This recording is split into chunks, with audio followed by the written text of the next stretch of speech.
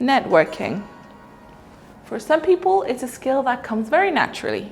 But for a lot of people, including myself, it's an acquired skill. But research has shown that referrals are the top source of hires. So these professional relationships could really pay off in the future. And I'm sure you've heard the phrase, your network is your net worth. To put this into perspective, in the last year alone, I have secured 6 job offers from my network without sending a single application. So I am the biggest advocate when it comes to building a professional network and nurturing these relationships. In this video, I'm going to go through my top tips in terms of how to make the most out of networking events and how to build a professional network that works for you. So let's get into it. Hello and welcome back to the channel. If you're new here, my name is Sheen. I am an Oxford and Cambridge graduate currently working in Dubai. On this channel, we explore practical tips for personal and professional development. So if you are a working professional looking for relatable content, please do consider subscribing. So tip number 1, set very clear goals. Before attending any event, in order to make sure that you make the most out of it, it is very important to set clear goals. What do you want to achieve out of this event? Are you looking to meet more people from your industry? Are you looking for potential clients? Setting very clear goals will ensure that you stay focused and also that you make the most out of your time at the event. But remember, networking events are not job fairs. So do not go there with the expectations of getting a job. Do not go handing your resumes to people unless they ask you to.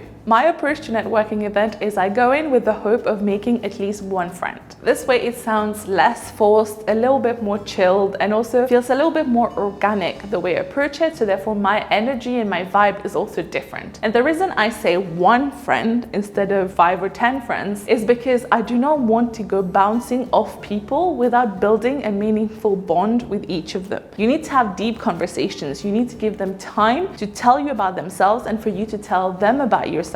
This is how you have an engaged conversation that leads to a more long-term relationship with that person. This is why do not focus on the numbers, but on the quality of the conversation. And by the end of it, you'll have at least one friend. Tip number 2 is to research and prepare. You need to research the event before you go and see who are speaking, who are the keynote speakers, the guest speakers, what are the panels, especially there are stages that run parallel to each other. Already make a decision in terms of which one you want to see based on your interest and your goals for this event. Researching before the event makes sure that you make the most out of your time while you are there and making sure that you are engaging with the people that will bring the most value to you and to your work. Once you've identified the people you want to talk to, be very clear on why you want to talk to them. Is it because you want to learn something about them? Is it something that you want to share with them about your brand or your product or your services? Have your pitch ready and have answers ready for whatever questions they might have for you. Show interest in them by being prepared about why you want to talk to them and which part of their work or whoever they are really interests you, so that this is a meaningful conversation. And of course, bring loads of business cards with you to make sure that you can easily hand it out in order to take this conversation further. Tip number 3,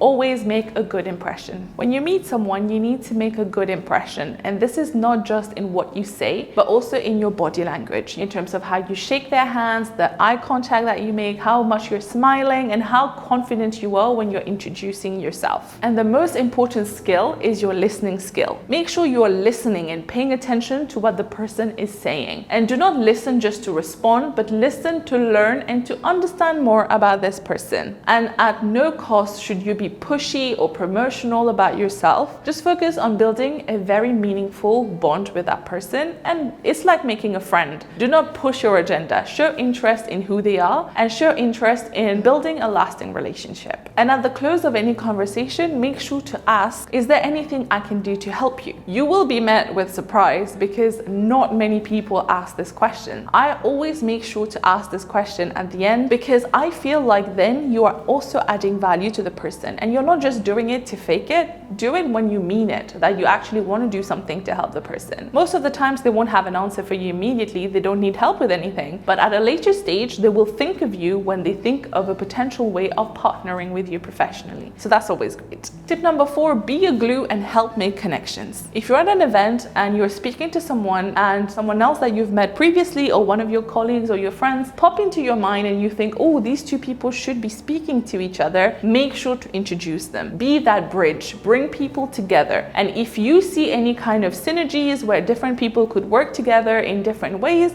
also suggest that and introduce them.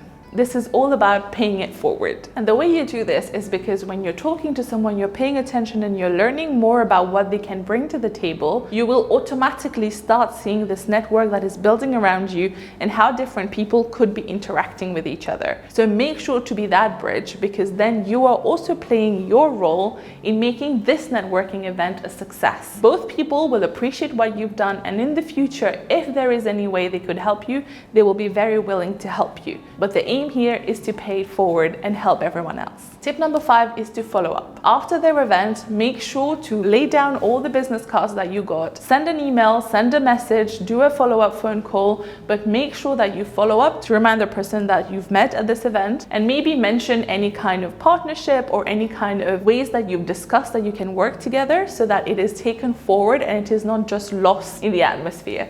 And of course, build your LinkedIn network. Add these people to your LinkedIn profile, send a follow-up message, support everything that they're doing, and whatever you have on your side that you think could be helpful to them, send it to them and forward it to them. This is how you build your network. Now, if you've made any kind of promises in terms of introductions or sending them some form of paperwork, make sure you follow up. Everybody's busy these days, but make sure to find the time out of your very busy schedule to follow up on the things that you've committed to. It only takes a few minutes to put two people in contact via email or via message. Just be that bridge that can help these people, because you never know when you put two people in contact how it can positively impact someone else's life. So just be happy to be that bridge, and it only takes 2 minutes, so why not? So here are my 5 tips on how to build a network. The one thing you need to realize about networking is that it's not just about building the relationship between you and other people, but it's also about building the relationship between others, because this is how a network is formed. When you start to believe that the real value of networking is in helping others, and you start to do your part in helping others, you'll see the magic start happening around you. The beauty about this is that we're building a network, inviting other people in, but also making sure that everybody is also meeting the right people for themselves, increasing the size of the network. And the beauty about this is that you never know when this magic will cast its spell on you.